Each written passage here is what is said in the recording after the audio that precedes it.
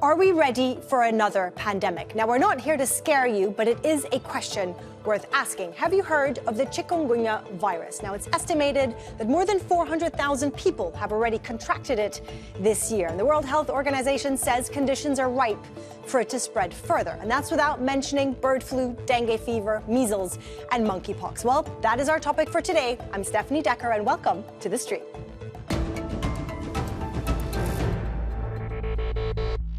I have just recovered from whatever the hell this COVID strain is. If you thought COVID was bad, bird flu can be worse. That's the next virus of concern that is being looked at as a potential for the next pandemic. The UK government believe there's another pandemic around the corner. And this comes after fresh advice of the UK government advising people to stay at least 2 meters away from all types of birds. Monkeypox is going to be the next pandemic. Would you be worried about monkeypox as quick as I can? So it's a disease that leaves you with a fever, fatigue and a rash that wears off in a couple of weeks. There's been a small number of outbreaks before, but the way it's been able to spread is hard to ignore. See, normally outbreaks have stayed in one place, but this week it's been seen in several states. And so the WHO is expected to investigate whether the strain's spreading undetected. Now, the Chikungunya virus has spread rapidly in China, leading the country to take measures that have reminded people there of COVID-era restrictions. Add to that, of course, the element of surveillance. Now, COVID-19 pandemic had a massive impact on the lives of millions of people around the world. So, will there be another pandemic in our lifetimes? Will we be ready for it? And how much closer can we be watched than we already are? Well, to discuss all of this, we are joined by Carmen Perez Casas. She is the Senior Technical Lead and Head of Pandemic Prevention, Preparedness and Response at Unitaid. She's with us from Geneva. And we also have Albert Fox Cahn, Founder in Residence at the Surveillance Technology Oversight Project, a New York-based civil rights organization challenging government abuse of novel technologies. And he is joining us from New York. Thank you both very much for joining us. Carmen, I'm going to kick off this discussion with you and ask you bluntly, are you expecting us to face a pandemic again, as we have seen, let's say, in the next couple of decades? Yes, the short answer is yes. Actually, the question should not rather be if we are facing it, but when are we actually going to face the next pandemic? We have already seen a 41% in surge of outbreaks in the last years. That includes the ones that we just saw in the clip, some of them, Mpox, Chikungunya, or Ebola or Marburg. And the estimates predict that in the next decade, we have a 25% of chance of having another pandemic of the same magnitude of COVID. So to me, the question actually is not if or when, is what are we going to do to get prepared for the next pandemic? All right, well, let me play a clip. This new virus, which is actually not new, mostly causes joint pain, severe fatigue, and rash. Now, this content creator recorded her own journey through chikungunya, the virus infection. Take a look. It started with a rash all over my body, followed by 102.5 fever, then getting admitted to the hospital. I tried Epsom salt baths, but my body just wouldn't listen. Cutting food became a task. My hands shook and my joints screamed, but there was no way around it. Even breath work felt impossible. I tried to move, I tried to stretch, but my body kept giving up. After weeks in bed, I finally stepped onto the mat and I fell again. I curled up and hugged myself, reminding myself it's okay. I lost a lot of weight and weakness took over. And the worst was the joint pain, the body pain. Sometimes in the ankles, sometimes in the shoulders. It kept migrating and moving. Even climbing stairs felt like climbing a mountain. Now, Albert, before I go to you, I just want to follow up with you, Carmen, because I'm not sure if many people know enough about this virus. What is it, and should people be concerned? I think, indeed, we have to be concerned because with climate warming of the planet and having a more connected planet, the disease can spread easily. And we are also very concerned as well by the increase of the change on the habits of the mosquitoes populations. In this case, for example, the virus you refer to, chikungunya, is a mosquito-borne disease. And with the changes in temperatures and other issues that are happening with the climate, and we are seeing an expansion in the geographical scope and changes on those mosquitoes. For example, the carriers, the most typical ones, are now being found in many different countries, including temperate climates like Europe or United States, where we also see autochthonal cases, like last week in New York, for example. And even yesterday, I read in the news that for the first time in history, Iceland has detected mosquitoes in their territory.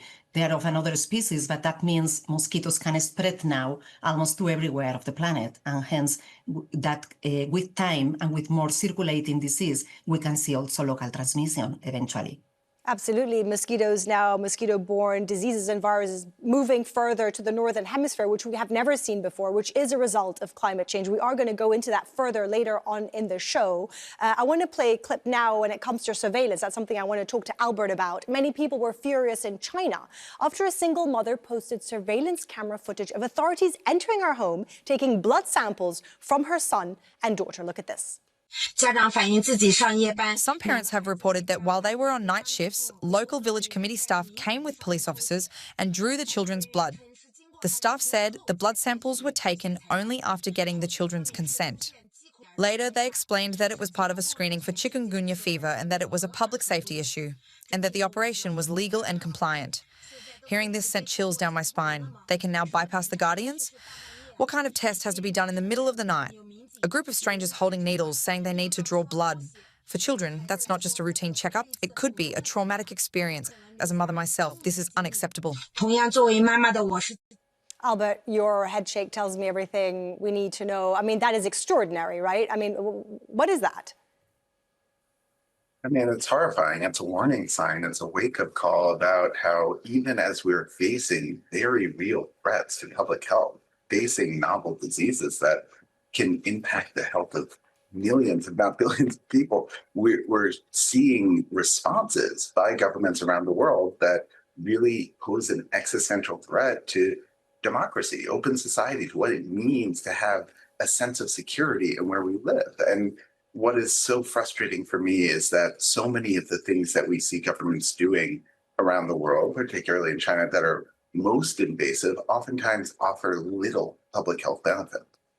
So during COVID, we all remember suddenly there was mass surveillance that was rolled out faster than the vaccines, wasn't there? We all had apps on our phones, certainly in some countries, that showed where you were, what your vaccination status was like.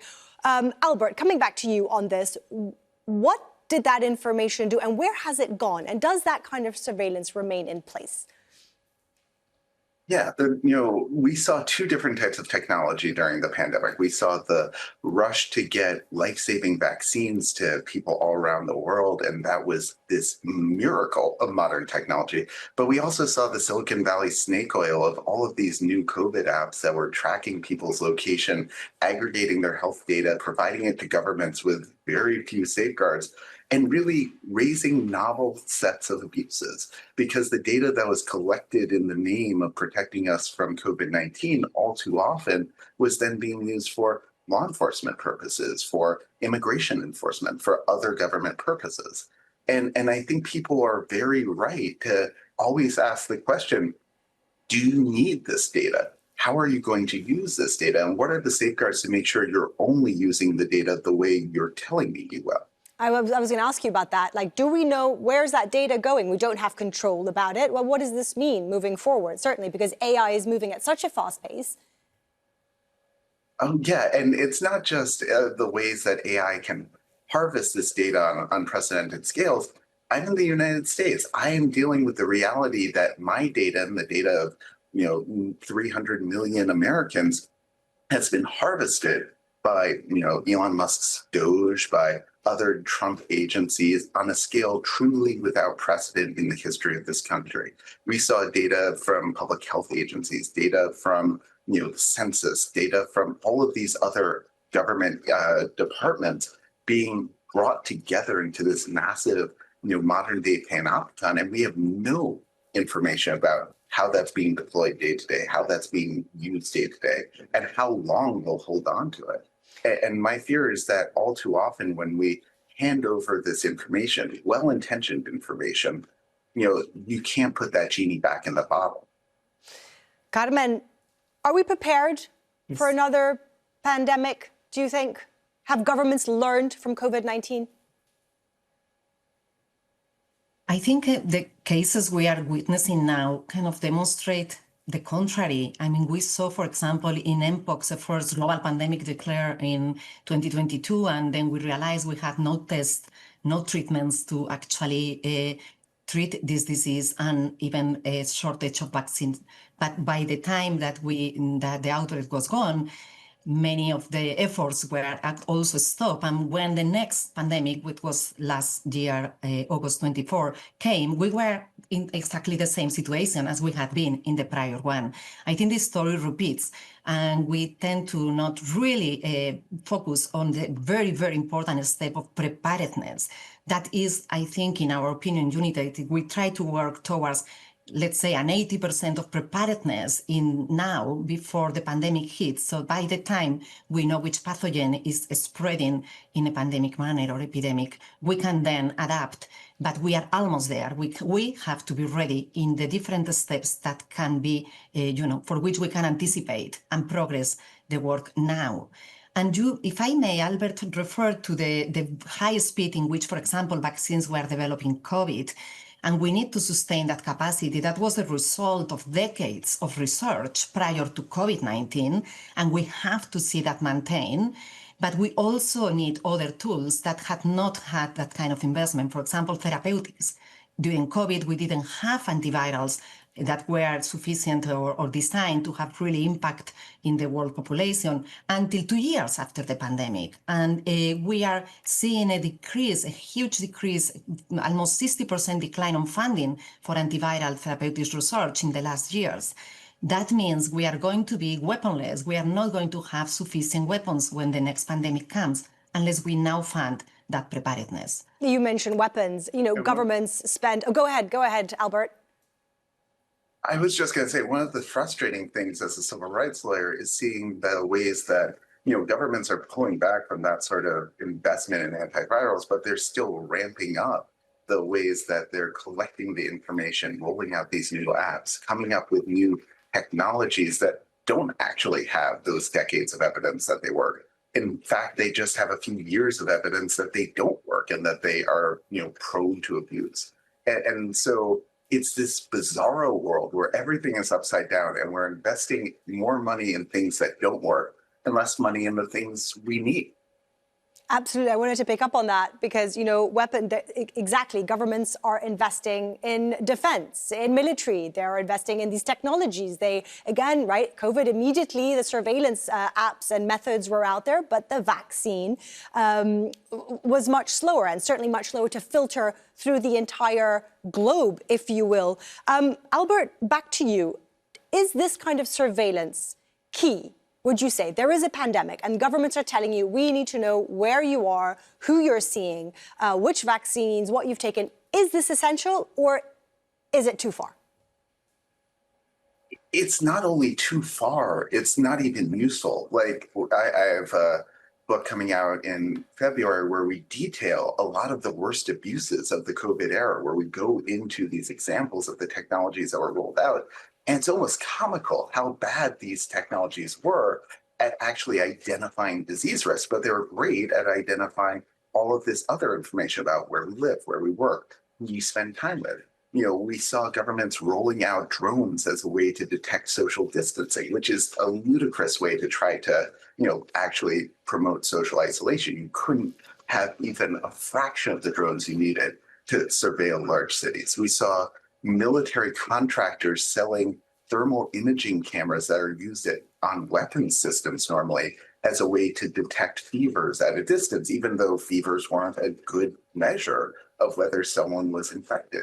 All of these different weapons companies, all of these different tech companies, they saw COVID-19 not as an unprecedented tragedy, but as a marketing opportunity to rebrand their invasive technologies as a way to really just find even more government support to get even more data, as people were just crying out for simple things like masks and gloves and, hand sanitizer. Carmen, I want to ask you on your expertise when we're talking about surveillance and technology. What is it, in your opinion, is important technology when it comes to a pandemic? What is it that would be useful?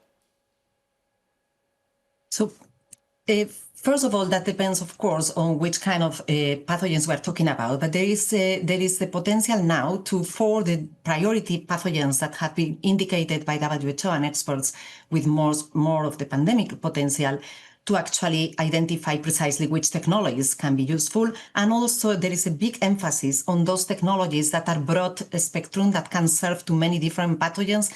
That goes for surveillance with multiple assays or with diagnostics that can be multiplex, that can serve different purposes, specifically molecular diagnostics, and we need them to be at the point of care so that they can really be used where they are needed.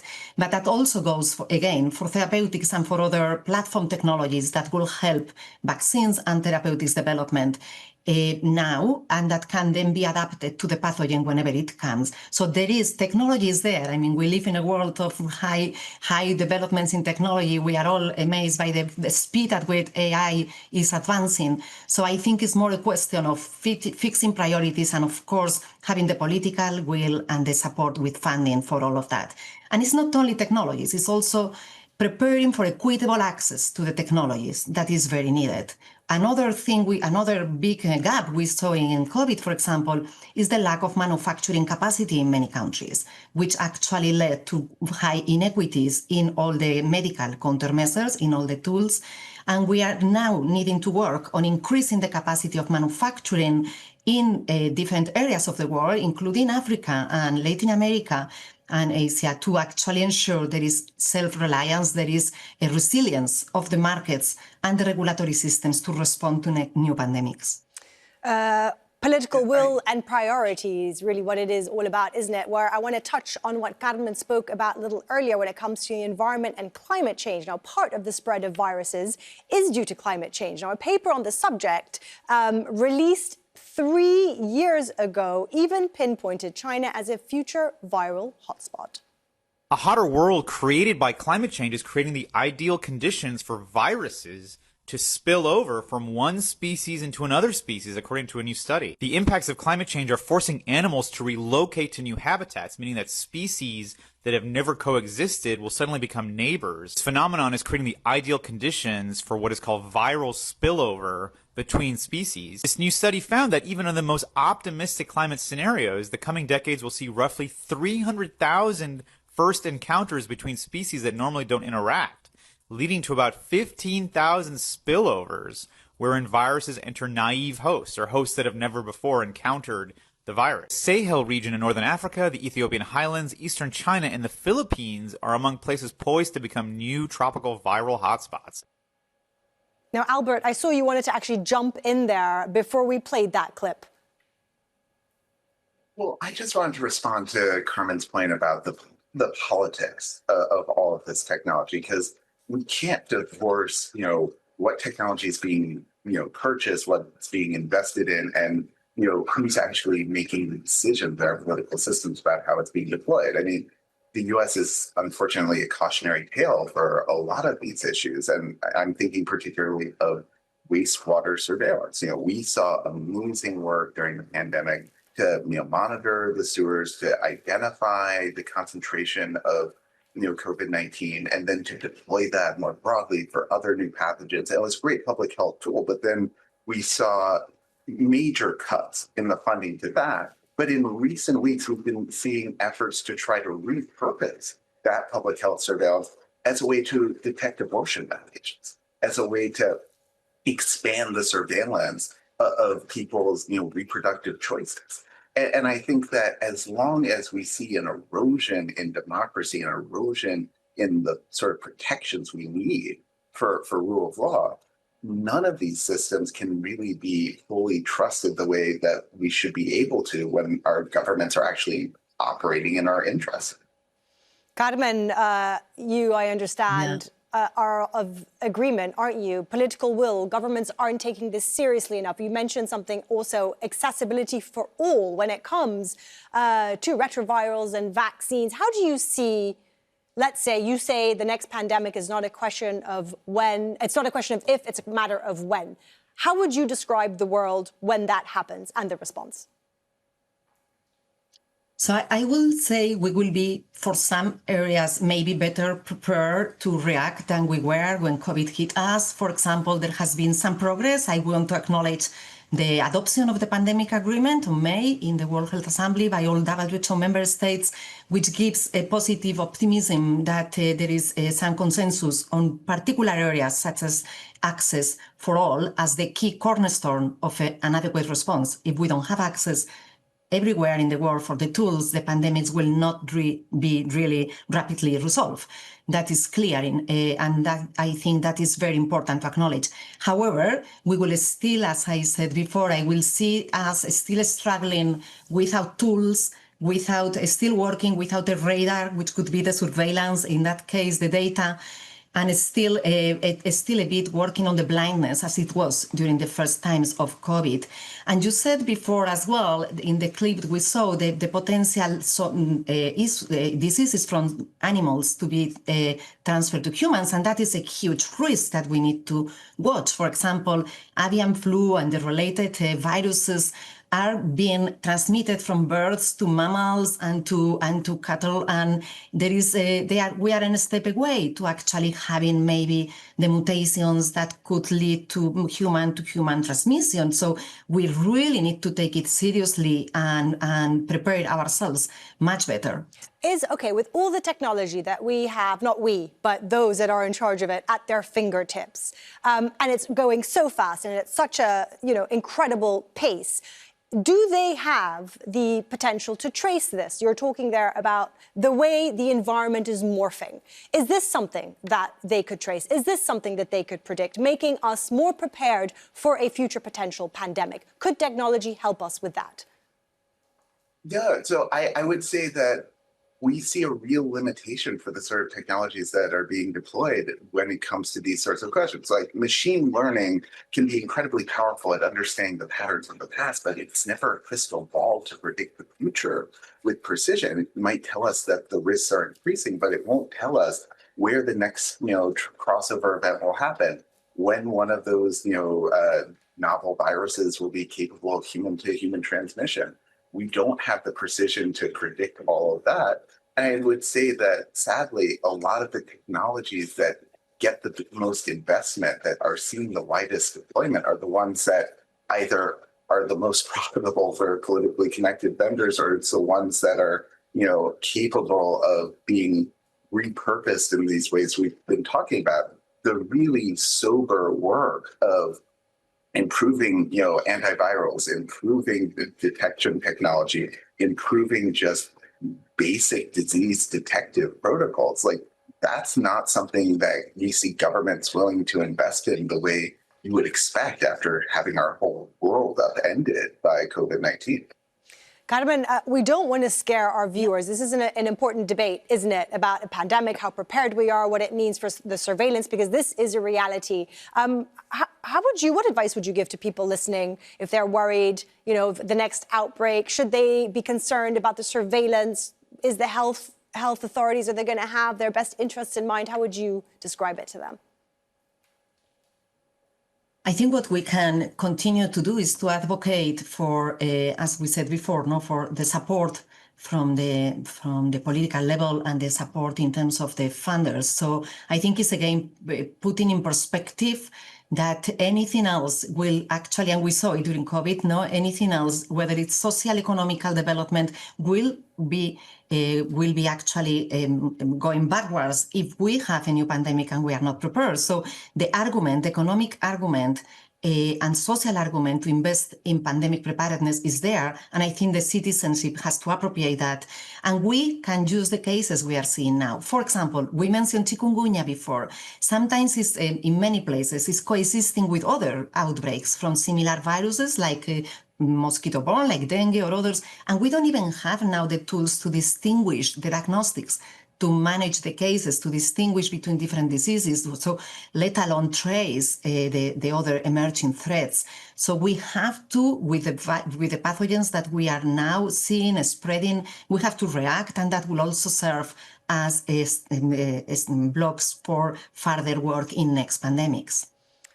Unfortunately, Albert and Carmen, that is all we have time for today. We could keep talking about this, such an important topic. Thank you so much for coming on the stream. And before we go, we want to hear from you. Do you have a comment about our show or want to see us discuss a certain topic? Well, get in touch, because this is also your show and we're always open to your suggestions. So send us a message on social media, AJ Stream, and we'll check it out. For me and the entire Stream team, I will see you soon.